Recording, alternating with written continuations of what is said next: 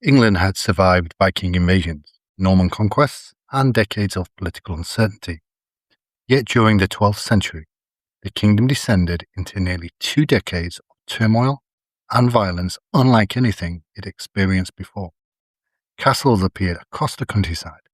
Noble families changed sides repeatedly. Towns were burned. Villages were plundered. Royal authority almost disappeared. Later chroniclers described the suffering with haunting words. Christ and his saints slept. The conflict became known simply as the Anarchy. It began as a succession crisis after the death of King Henry I and developed into a bitter civil war that lasted for almost 2 decades. It was fought over one question: who had the rightful claim to the English throne? Welcome to History Unpacked. If you enjoy the content, consider subscribing. We post every week and we welcome any feedback. King Henry I ruled England for 35 years. He was the youngest son of William the Conqueror and had transformed England into one of Europe's strongest kingdoms. His government was efficient, taxes were collected regularly, and royal justice reached across much of the realm. But in November 1120, disaster struck. Henry's only legitimate son, William Adelin, boarded the White Ship while crossing the English Channel.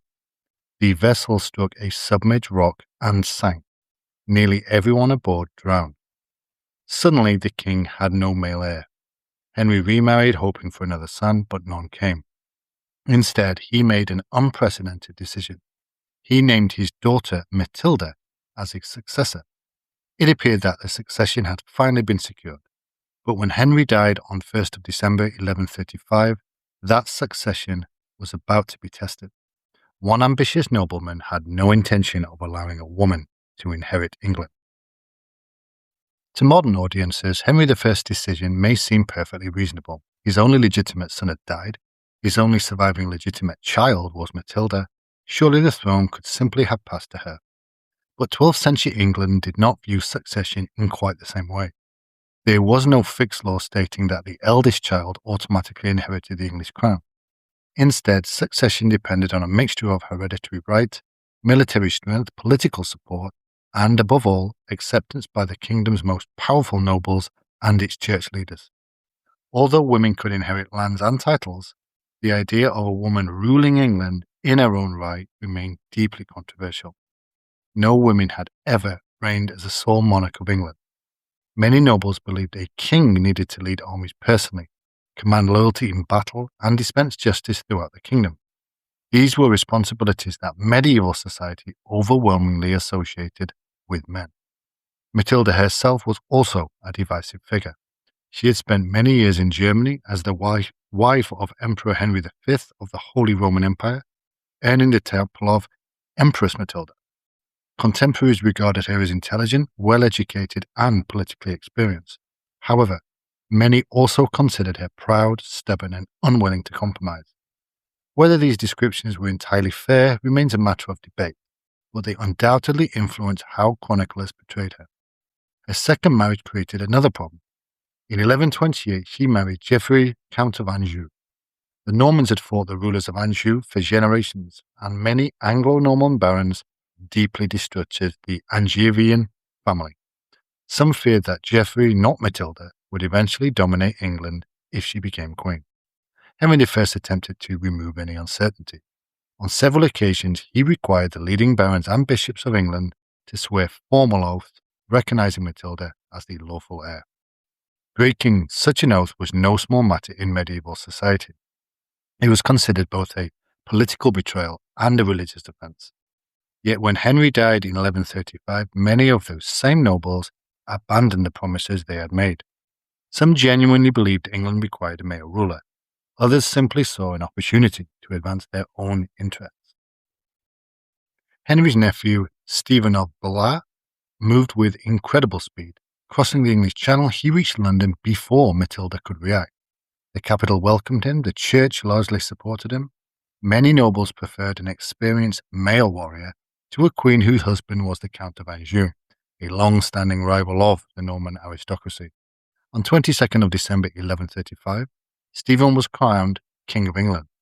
Technically, he had broken the oaths many barons had sworn to Henry I. In practice, many believe he had prevented a dangerous power vacuum.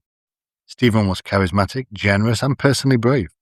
Yet these qualities sometimes weakened his rule. He frequently forgave rebellious nobles instead of punishing them decisively. Powerful barons soon realized that they could challenge the king with relatively little risk. Meanwhile, across the Channel, Matilda refused to abandon her claim. Supported by her half-brother Robert, Earl of Gloucester, she began preparing to fight for the throne. By 1138, open rebellion had broken out in England. The succession dispute had become civil war. The following year, Matilda herself would land in England, and the struggle will enter a dangerous new phase. In 1139, Matilda crossed to England. Her arrival transformed the conflict into a full-scale contest for the crown. Supporters rallied to both sides. Some remained loyal to Stephen, others declared for Matilda. Many simply backed whoever side offered the greatest political or financial advantage. Castles became the defining feature of the war. Although England already possessed many fortifications, ambitious nobles built or strengthened numerous additional castles, many without royal permission. These strongholds dominated roads, rivers, and farmland. Villages were raided, harvests were seized, ordinary people suffered the most. The Anglo-Saxon Chronicle painted a bleak picture of the period, describing violence, imprisonment, famine, and widespread insecurity. Neither Stephen nor Matilda could gain a decisive advantage. Then everything changed on a frozen February morning. At Lincoln in 1141, England's king would become a prisoner. The Battle of Lincoln became one of the most defining moments of the war. Stephen personally led his army into battle. He fought fiercely, reportedly continuing on foot after his horse was killed beneath him. However, eventually he was surrounded and he was captured. For the first time, Matilda appeared certain to win. Stephen was in prison. Matilda entered London as England's effective ruler.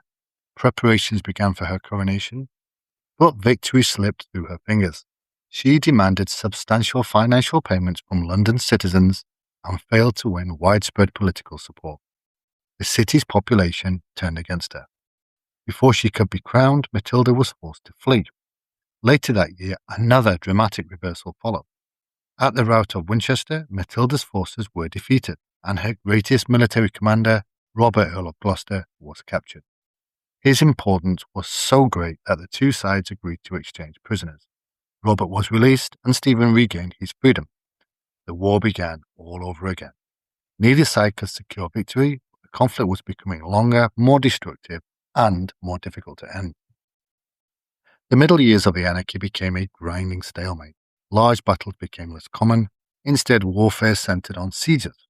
Castles controlled roads, rivers, and fertile farmland. Capturing them often took months.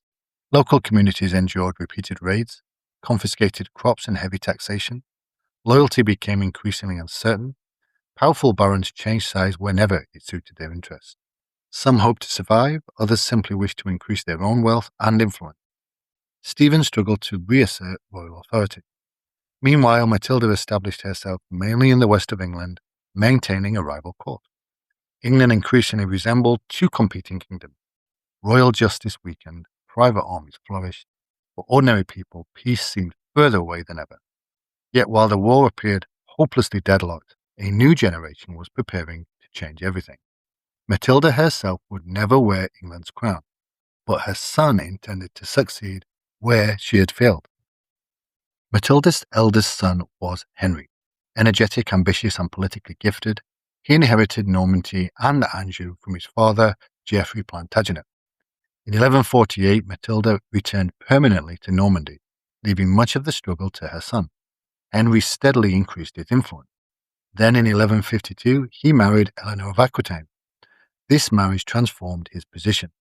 Eleanor brought one of Europe's wealthiest and largest duchies into the alliance. Henry now controlled enormous territories across western France. He also possessed something Stephen increasingly lacked: momentum. In 1153, Henry landed in England with a determined army. Unlike earlier campaigns, many nobles welcomed him. After years of fighting, they wanted stability more than victory. Both sides prepared for what was expected to be the final decisive battle. Yet something unexpected happened. The fighting stopped. Stephen's eldest surviving son, Eustace, died unexpectedly in August 1153. His death transformed the political situation. Stephen's determination to secure the throne for his own family weakened considerably. Negotiations gathered pace.